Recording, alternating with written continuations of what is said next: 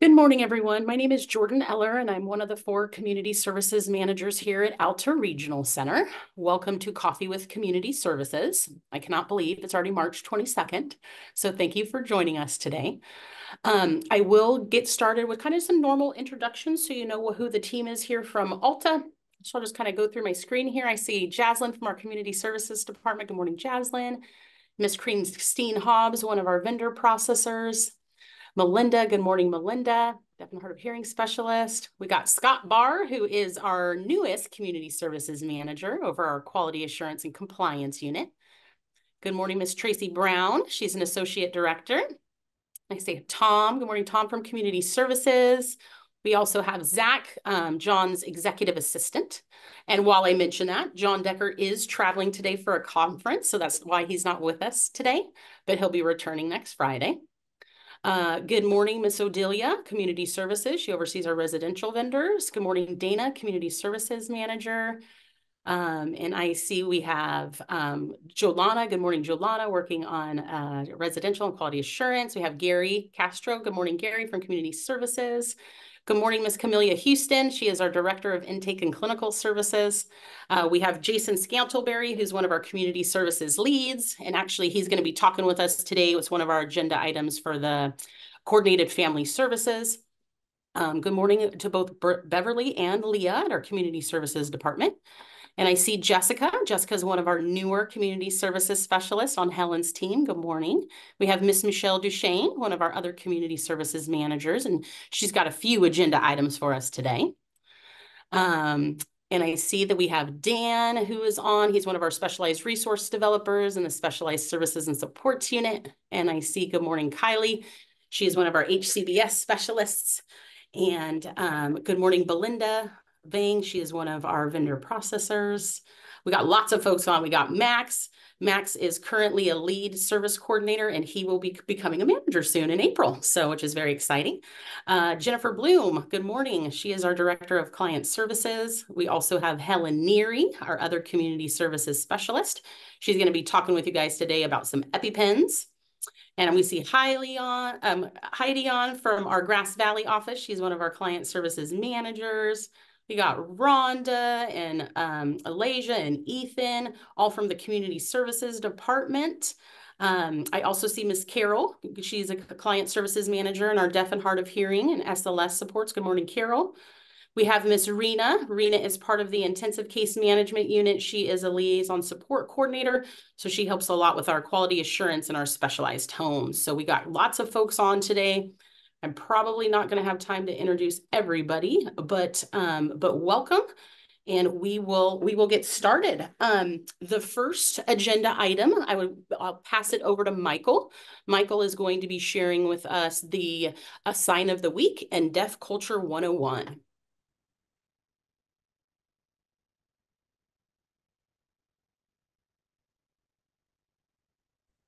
Yes, hello. I'm just delighted to teach you all the sign of the week. We're going to be doing it together. So today the word is variation, and how you sign it is like this. It seems kind of difficult and odd, but this is how you sign it. So you start with your 2 fingers up like this. You follow along with me, and then you go up and down with your index fingers. Variation. And then you want to sign it a bit quicker as the actual sign. Variation. Great. So you're probably not going to see that sign variation often, but it's a good opportunity just to, as far as I want to discuss is deaf culture. And there's regional signs, there's variations of signs as in different regions in different areas. So, as Fridays, we have Coffee with Community, and there's a sign that's taught every Friday. And, some of you are pretty motivated and you want to learn ASL and you're just anxious to learn, and you look online and you're seeing signs, and you'll probably notice that online you'll see different types of signs, different signs of maybe the same word. And you're going to see if that's, wonder if that's the correct sign or if it's incorrect. But let me give you an example. So if you go online, you're going to see maybe 3 different signs for strawberry, for example. Here's one sign for strawberry. Another, regional sign for strawberries like this. Another sign is like this for strawberry. So you might see these different signs and be quite confused and not sure which one to use. And it's really not simple. It just depends on the regions in the US. ASL, there's just different, regional signs all over. There's variations.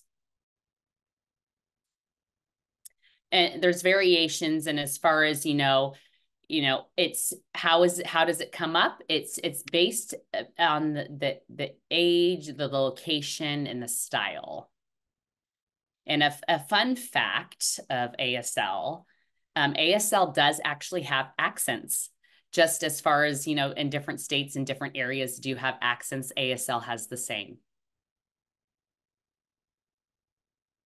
And I know you've seen, so the word birthday, I mean, as far as, let's guess how many signs that there might be for birthday. I think there's probably more than 5 signs at ASL for birthday. That's quite a bit. It's quite overwhelming. So let me show you one of a sign for birthday. This is one sign for birthday. This is another sign for birthday. Third sign for birthday. This as well, and then this way. So there's a lot of signs. It tends to be overwhelming. You wonder which is wrong or which is right to use. So it's really just standard with hearing individuals, how you use language and talk in your regional area. So as far as soda in California, some will say pop, some will say soft drink, some will say Coke. It's just soda is communicated differently or said differently. I grew up in Florida, so we would say soft drink. And then when I moved to California, the sign for soda was what? It was signed differently. So what you do is you just fit into the region and use what they use in that region. So now that, if you're, wanting to learn ASL and you're getting into it, learn based on your region and where you live. And if you go online, you might be perplexed or confused. You look up the deaf or hard of hearing, person in California or where they're from is based on where you want to learn the sign. And that's going to help you for successful communication in the future to better communicate with deaf in your area. And really, as far as, learning ASL, it's really fun, and you got to practice often, and you're going to question yourself and wonder if you're signing it right or wrong. But just watch deaf and hard of hearing people, watch how they sign. Learn the way they do it, and socialize, especially in person. I mean, internet is great, but meeting and seeing deaf people in person and asking them and seeing how they do it is the best way. So as regional signs, there's various variations of signs all over. So if you have any questions or comments or anything, feel free to send me a chat or email me. Thank you. And I just want to note for people, I know that Michael had requested not to be spotlighted because it changes the view of the interpreter for him. So if folks do want to spotlight somebody, you would click on their square, and you would right click up on the top, 3 little buttons come up, and then you would click spotlight or pin that individual.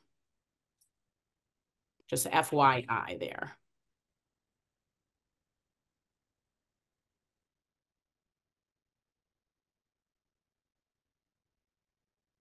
And so next, thank you so much, Michael.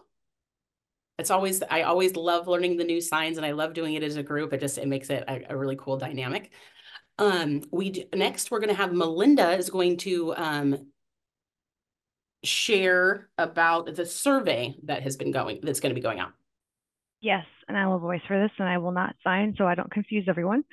Sign of the week survey. Last The last 2 times we've done it, we've only had 8 feedback points, really important feedback points, but I need more information from you so we know where to gear and tailor our sign of the week towards.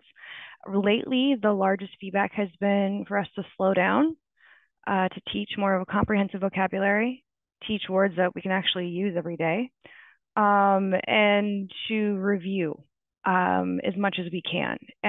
So because we have a condensed time here with Coffee with Community Services, we are planning to set up supports for that. But right now, that probably won't take full effect until about April or middle of May. And we're just going to take it from there. Also, we are experimenting with Spotlight and all the Zoom parameters to figure out what's going on with that. So right now it's kind of awkward, but we will figure it out in the future because there is a way through Zoom, so they claim, that we can spotlight our interpreters and they won't move for Michael. I just don't know how to do that yet. So we're just figuring all of that out, and we will let everybody know as soon as we have it figured out. Thank you so much, Melinda. Okay, so next up, we have Jason, who's going to be, and potentially Michelle is going to be consulting us about coordinated family services. And I've made you co-host for Jason as well, in case you need to share.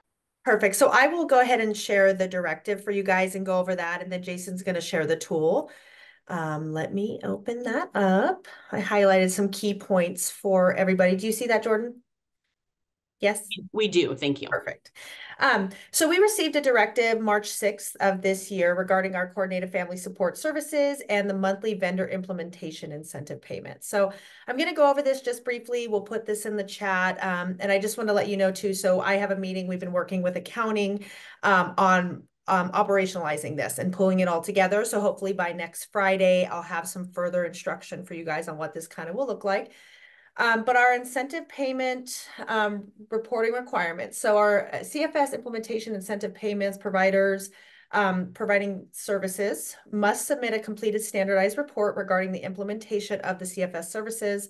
For each report is due by the end of the month following the month payment was received. So for example, it says right here, for a payment received in June, your report would be submitted by the end of July. And this report is what Jason will be going over and kind of what that looks like. So our standardized CFS implementation reports previously, anything that you guys have previously submitted to the regional center are eligible for implementation incentive payments. So to facilitate implementation incentive payments for services rendered prior to this guidance, a standardized monthly report for reporting periods January 2023 through February of this year must use the new reporting tool, and they are due to us or due to the department by April 30th. The way that this works is that these reports are going to go through a link. It'll go directly to a form that is directed, that's on the department's website, and they will be similar to the DSP stipend. They will be submitting us a monthly report on who has submitted and who should be paid out this incentive payment. Down here a little bit more, it kind of shows what the payment invoicing process is.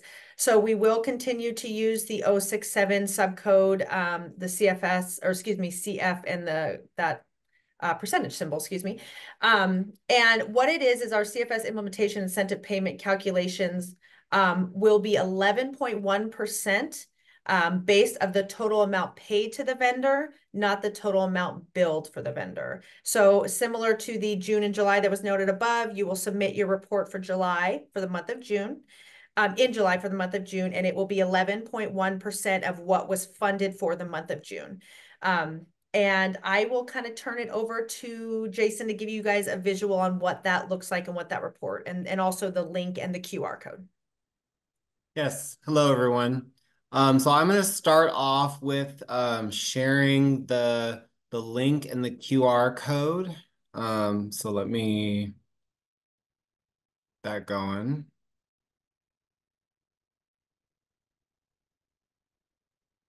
Okay, so on here, sorry, I've got so many things open.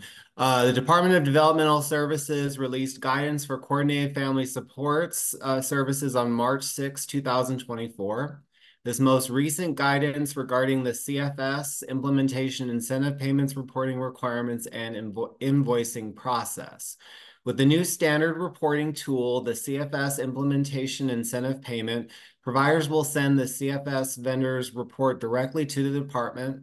The department will notify the regional centers that the Coordinated Family Supports vendor has submitted the completed report for which the Coordinated Family Supports vendor is eligible to receive the implementation of incentive payment. The first and secondary CFS contacts will receive an email monthly letting the regional center know which vendors have submitted their monthly reports.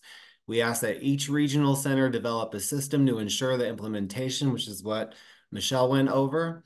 And then so here is the link and then the QR code. And Michelle, would you like me to send this in the chat?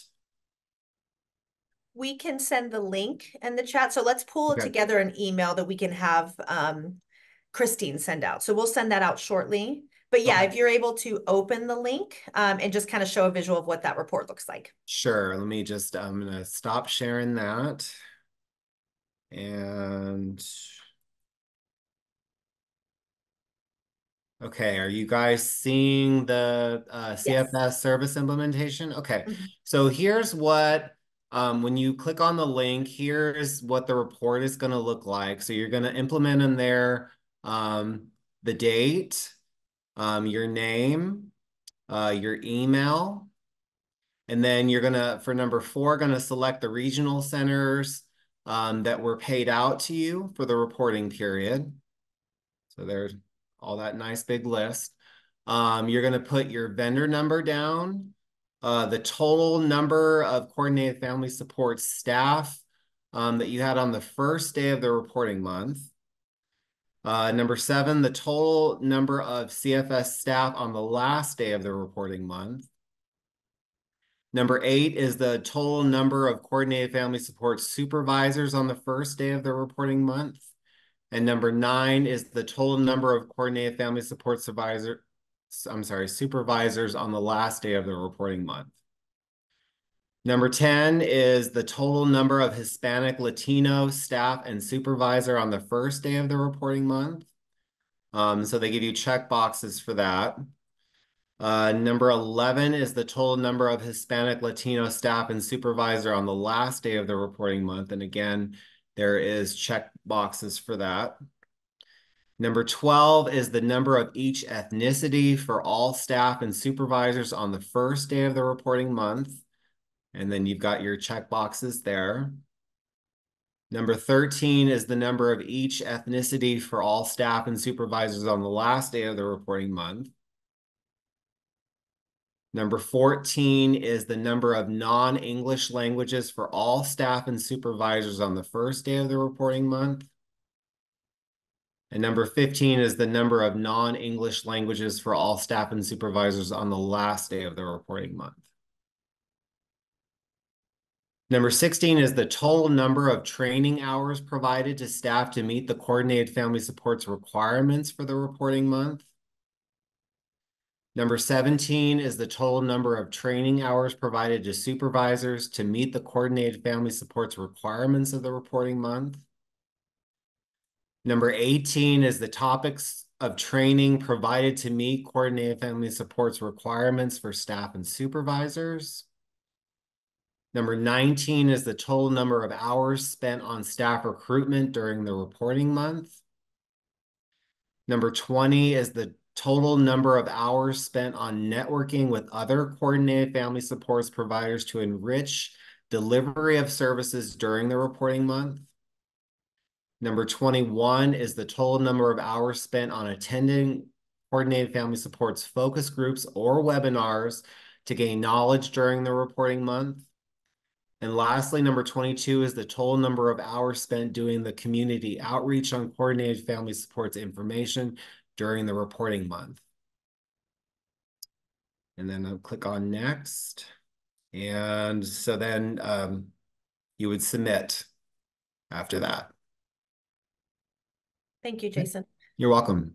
I believe Carol's hand was up. Did I see that pop up? Go ahead, Carol. Yeah, thank you guys. Hey, just wanted to know now this incentive payment is 11.1% of the total that you submit billing for, I think, something It, like that. it's the total use of the regional center payment, not the billing submitted. Okay. And then is that only for vendors that are already vendored, or is that going to be extended beyond for vendors that, possibly vendor in the next few months, or what is that time frame? So the directive, I don't believe there's a time frame on it at this time. And it's my understanding, and I can get some further clarification, but it's my understanding that it's ongoing for even new CFS that providers that come on board. Yeah. Okay, And I will so do some further research gathering too, just to confirm that. But I'm pretty sure that is, I think, Jason, that's what you understand as well, but we can also Yeah. update next Friday as well. Mhm. I just think that might be something good to highlight, because I feel like there may be some folks that have not jumped in to do coordinated family services because the rate is really not, um, unless something else is sort of helping you to fund that. It seems like it's a service that is difficult to be self uh, sufficient on that rate, when the level of staffing that you need to do that is, and the wages to pay that staff are a little bit higher. um I think that maybe highlighting that this incentive payment is available and what that does to the base rate might help encourage others who might be interested. Yeah. Just So, because I know there's Oh, not a there we lot go. of people, and I know the DDS would really like to see this be a service that is used more widely. And I know you guys have been doing a really great job at, trying to recruit and letting people know about it and letting families know about it. There's probably more need. My guess is, I don't know this, but my guess is there's more need than there are providers. And I agree with you, Carol. I think that really is the focus of this incentive, is to try to bring more providers on board. Yeah. And I just wanted to also pinpoint why you were talking about, I brought up a good point that I missed. So on this directive that I linked for you guys, there's CFS frequently asked questions. And if you select that, can you see the DDS, Jason? yes. If you go down to the second one, it actually has a calculator there for you. So if you want to go in and plug in, your amount and ask it to calculate, it'll tell you what that month's payment should be. So that's another piece that I just wanted to share with you guys. But we definitely will make sure to continue to share this and try to bring on more providers. I know Jason is the contact for this. So if you guys have any questions, or you're looking at this possible service code that you're looking at possibly bringing on board for your program to start serving our clients, please reach out to him, email him. I know he has worked with this, and so has Leah, but Jason will be your primary contact. Jason, if you wouldn't mind putting that in the chat. Got it. Yeah, we currently have we've got 4 providers right now, and we have 1 letter of interest, so not a whole lot. Yeah, and it's definitely something that we've thought about, because it's definitely a need that we see all the time. And something that we kind of do, just with folks that we currently serve, sort of helping out with families in some of those ways already. So, but just trying to figure out how to make it work. Yeah. Thank you, Carol. Yeah. Any other questions on that or comments? Okay. Thank you, guys. Thank you, Michelle and Jason. So next on the agenda, we are going to be turning it over to Mr. Scott Barr so he can give us some HCBS updates. All right. Well, I just got a new update, and the HCBS team was able to bring our numbers up to 30%. If you remember correctly, the last time I presented on this, we were at 26.2, running a marathon here. And so we've got 156 sites visited and entered into the DDS SharePoint site. And we've got a total of 522 sites that we're visiting and reviewing. So each month we're putting out the information for the sites that we're visiting. And again, we've hit that 30% mark. Very happy about that. Next, in about 2 weeks, we'll introduce our newest HCBS team members. We do have 2 more that have joined the team. So we have a total of 5 HCBS specialists that are out doing these intensive reviews. That's so exciting, Scott. All these Thank you. great new staff. Yeah, we'll have to get them introduced next Friday. Absolutely. Any questions, guys, for HCBS? Okay. Next thing that I wanted to do too is I'm going to give a little update. It's going to sorry, my pens are getting a little messed up here. So Michelle, could you help me pin the current ASL interpreter? Lawrence. Okay, thank you.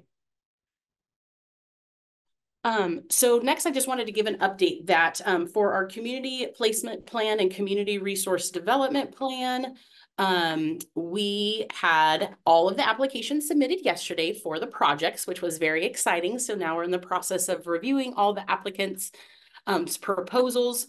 I will share my screen, and sorry, I'm gonna get this pin fixed here, guys, but I do want to share my screen just to remind folks exactly what our projects were. Sorry, just one moment. Jordan, I did pin. I hope you can see it. I'm not sure if it just did it on my side. Okay, thank you. So for folks that were not aware, so for this year's Community Resource Development Plan, we are requesting startup funds, and we're awarded startup funds for an advanced behavioral support home. We did get applicants for that, so we're reviewing all those. A residential facility for the elderly.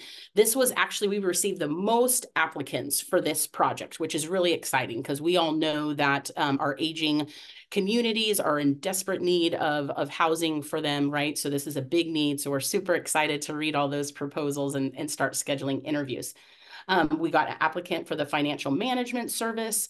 The only project, right, which is next, is the out-of-home respite project. So we did not get an applicant for that project. So early next week, you guys will see a big notice sent out that we're going to be representing that specific project, right? We'll be extending the application date, hoping that we will get some interest for that. So you will be seeing a new chip mail email go out with a new deadline for that. And then we got a few applicants for outpatient substance use disorders, housing access services, and then the enhanced supported living services. So we'll be excited to start scheduling interviews for the applicants in early and mid-April. So we'll be, of course, keeping people apprised of who is awarded those projects. Once we determine the applicants that will be awarded those projects, we will put all that information onto our transparency website so that you guys can see who was awarded and the amounts that were awarded. So any questions on that?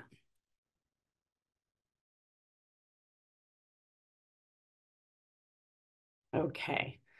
So next, Miss Helen Neary is going to be talking with us about some changes to EpiPen procedures for respite homemakers, PAs, and providers. So I'll turn it over to Helen. Thank you, Jordan.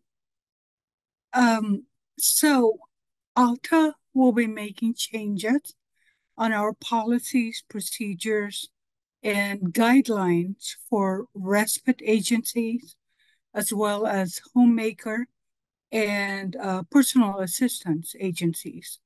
And Michelle Duchesne's unit may also do the same thing for the day program later. So the changes are, there was a 4731 complaint lodged against ALTA regarding administration of EpiPens injections the anti-seizure medications as well as nebulizers, and they reference the federal court decision on two lawsuits that were submitted against the for the Americans with Disabilities Act. And these lawsuits were, first was about the anti-seizure medication, and the second was the EpiPen injection. And in both lawsuits, the federal court sided with the plaintiffs, saying that it is discriminatory to refuse services to clients with disabilities who had EpiPen injections, nebulizers, and seizure medications. So in essence, ALTA is aligning itself with the decision of the federal court, meaning that we are changing our procedures to align with the decision in these two lawsuits. And Ethan will discuss the timelines that we have set for implementation of these guidelines, new guidelines. Ethan, you here? Hi, hello, hi everybody. My name is Ethan. I am a consumer specialist with Helen Units, and I am here just to update everybody on the calendar that we'll be following in order to comply with the requests from DDS and federal and stay in compliance with federal laws. So we are planning that by the end of March, we are going to be able to complete all the changes in our policies, procedures, and guidelines, or any other documentation as far as any of those three services, like respite, homemaker, and PA. And the main focus on those change in procedures is that we want to make sure and clarify that the administration of those medications, such as EpiPen, nebulizers, and seizure medication, are not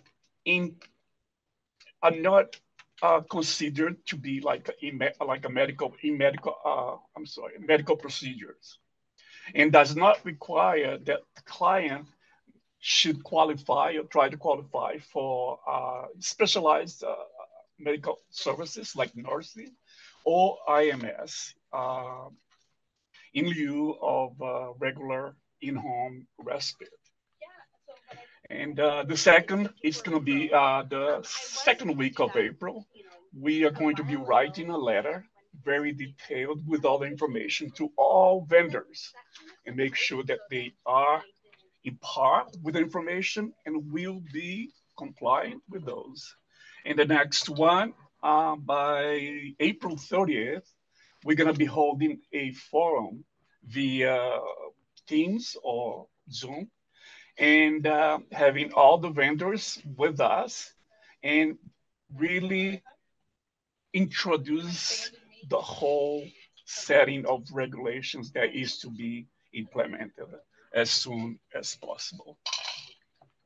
And the last topic is that we have to explain to all vendors that we must comply with the federal laws and with the California Health and Safety Code, section 1799.103, as the findings in both legal procedures and both plaintiffs won.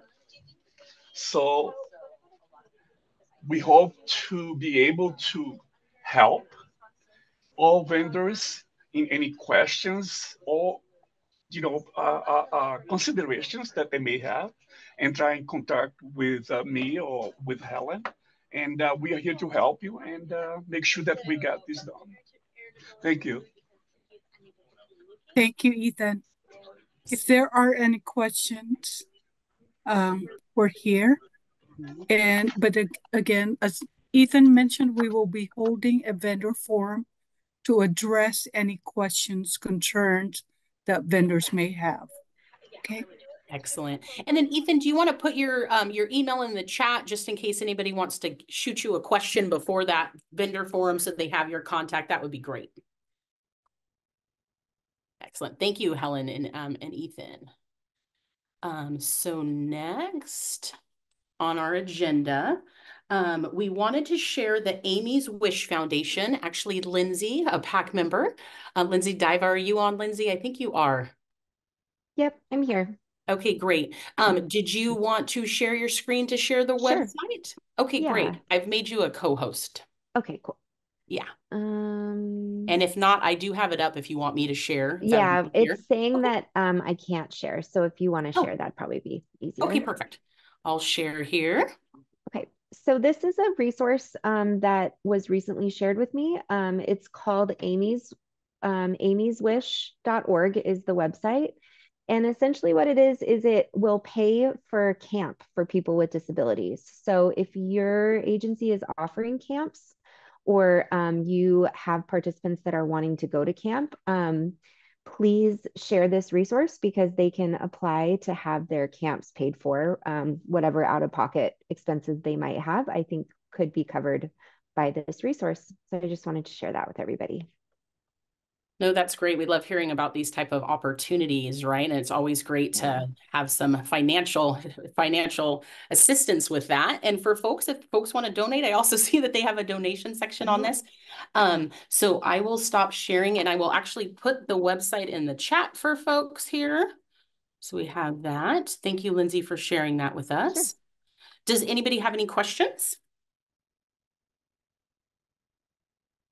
All right. Okay, so we wanted to provide a social recreational update, and Miss Jennifer Bloom, our Director of Client Services, I'm going to get her pinned here so that she can share some of those updates. Are you still with us, Jen? I think you are. I'm here, yes. Excellent. Thanks, Jordan. Yeah, I'll get you set up here. Okay.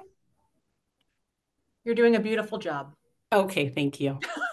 we try to represent Mr. Decker well, right? And he would be proud. I know he would be proud. In his absence. Okay, and I'm... Actually, it's interesting. It's not going by alphabet here. Just 1 second. I'll get you pinned here. Sorry. I have just a quick update. So we are really excited that we're experiencing more vendored social recreation providers to become vendored and be available to our clients and families. And in the excitement of sharing social recreation opportunities, we know that vendors are oftentimes proactively reaching out to families, which is fine. And we do want families to know about what's available. And we also need to remind that all of these requests need to go be discussed with the planning team. So what that means is that it's important and critical for the family to let their service coordinator know that they have identified a social recreation opportunity that they want to participate in, such as a class or a camp or anything of that nature. And so the planning team always involves the client, parent, or caregiver and the service coordinator so that we can make sure that we have everything in place to get that social recreation service going. Meaning an update to the individual program plan if needed, tying the activity to an IPP goal. And sometimes we might need to do an IPP addendum to capture that we're adding the service to the IPP. And all of that is something that we can do. We just need to make sure that those requests don't, that we have to involve the service coordinator. So I think sometimes just in the excitement, things are advertised and then families just say, I'm going, or the vendor might say, please put in a purchase for so-and-so, and then we don't know about it. So let's just always make sure that we're directing families to their service coordinator before getting services in place. That's my public service announcement for the day. Thank you, Ms. Bloom. That was excellent. You're welcome. Does anybody have any questions about social rec or comments? Okay. Ms. Carroll. I just wanted to give a shout out to Jennifer yesterday. She stepped in for at a conference to share information about the regional center and their employment services, and did a great job winging it. Carol, that means a lot coming from you. Thank you, because I was just thinking, I don't know this like Carly does. So it's hard thank to you fill for Carly's shoes for sure, but thank you for did your support. It was nice to look in the audience and see someone I knew, and your nodding helped me. So thank you. That's great. Okay, excellent. Okay, and so next I'm going to go ahead and highlight a few events that are coming up on our calendar, which I think are look like they are going to be exciting events. So I'm going to switch up my thing here to share screen to take you guys to our Alta calendar, which you can get to at altaregional.org. So yeah, we got a lot going on in these next couple weekends. So we have learning about intellectual and developmental disabilities with the Hmong Youth and Parents United. So that is going to take place on, there's two dates for that. So it's going to be 5:30 on today at 5:30, and then Tuesday, April 24th. So for more information, you can click here. Also, this weekend, tomorrow, there's going to be a celebration of the Natomas LGBTQ plus community. And that is from 11 a.m. to 3 p.m. And you can see their flyer here. They're going to have student performances. They're going to have a speaker, Jeff Pollard, at noon. So for those of you who are interested in that, that'll be a fun opportunity. Hopefully it won't rain on folks, right? Also this weekend, coming up for Easter, there's the Down with Yuba City Easter Egg Hunt, which is put on by the Down Syndrome Information Alliance, right? And that's going to be from 10 to noon. It's a free event, right? They're going to have fun things like an egg hunt and pictures and Easter bunnies. So if you and the kids, right, or clients want to go out, for anybody who might be interested in that. Also this weekend from 11 a.m. to 4 p.m. we have the Latino Leadership Council and Sacramento LGBT Community Center Community Health Fair, right? And we all know how important health resources are for ourselves, right? For all of us and our clients. So that will take effect on from 11 to 4 on Sunday. Lots of things there. Also, I wanted to, for next Friday, there's the housing mixer, right? So this is an event for adults seeking roommates. And we know that how expensive housing can be and how sometimes it is essential that we have a roommate or a housemate to help share with some of those costs. So this is a great opportunity for folks to come together and meet each other and see if they think that they'd be a good roommate match. So, and that is being put on by First Step Access Housing. So for more information on that, you guys can check out our website. And let's see, we have some town hall meetings coming up. I actually don't see a date for this. I don't know if any of the, if Jennifer or if you're aware of when this will be. Let's see here. Oh, it looks like, okay. So there's some meetings on March 27th, April 3rd, and May 2nd. So lots of opportunities for community events with regional centers and vendors. So I will put the link to our calendar in the chat so you guys can have quick access to that if you want to hit up one of those events this weekend. Get that posted. And then we just have one additional item for today. Michelle is going to give a brief update on the Area 4 Agency on Aging. They have a new grant project, so we're going to have Michelle share on that. Can you hear me, Jordan? Yes, we can. I decided to share my screen before I unmuted myself. So okay. Thank you for that. Jordan's going to put the link of this document in there for you guys to reference. So this is the Agency of Aging Area 4. This is an invitation for bids for age-friendly community grants in support of older adults 60 plus and people with disabilities. So I'll just go over a quick overview on this one. The project name is the Don Natoli Project. And the service area is one or more communities within the Sacramento County. So right here is the timeline of kind of what that looks like. It looks like there's a mandatory conference if you're interested in submitting a bid for these grants. There's a mandatory Zoom link there. And it looks like all bids are due by May 1st, and there's some additional information there. Up to 10 individual awards of $22,500 each will be awarded, and successful bidders must contribute matching funds of $2,500, resulting in the total budget of $25,000. And then awards shall be contingent upon availability of funding from the County of Sacramento. So the general information here, this project supports diverse population of older adults and also adults with disabilities, providing services and supports in the Sacramento County area for residents to increase access, fill service gaps, and improve the quality of life for older adults, people with disabilities, and their caregivers. And then down here, it just kind of breaks down what they're looking. So this may be accomplished through a variety of age-friendly approaches. So some of their focuses are facilitating increase in public places, such as open spaces, parks, and amenities, promoting transportation, mobility options, walkability, bikeability, access to private and public transit, focus on diversity, equity, and inclusion while improving the social environment of a community, increase digital connections, and improve community health and economic empowerment. And then down here is also some projects that are not eligible for funding. Looks like some purchases of vehicles, publication of books or reports, planning activities such as assessments and surveys. And there's a whole list there you guys can check out. And here's some further eligibility criteria.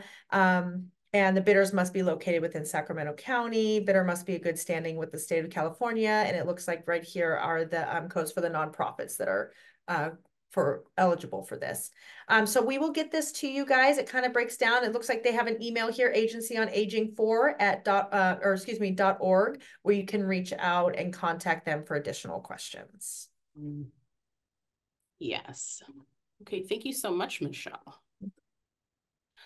Does anybody else have any agenda items? We got about 10 minutes left. That was all that we had planned to share today. But if you guys have any other agenda items or questions.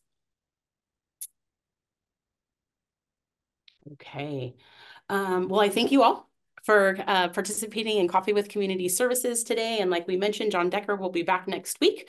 So I hope you guys all have a nice weekend. It's springtime, right? Oh, Miss Delana Eskridge Brown. Go ahead. Thank you so much. I just want to take a quick minute to welcome and introduce two of my new staff. Team members are here with us today, Victoria Dow and Madison Maloretsky. They are both here. So please welcome them both. They're in the Roseville unit.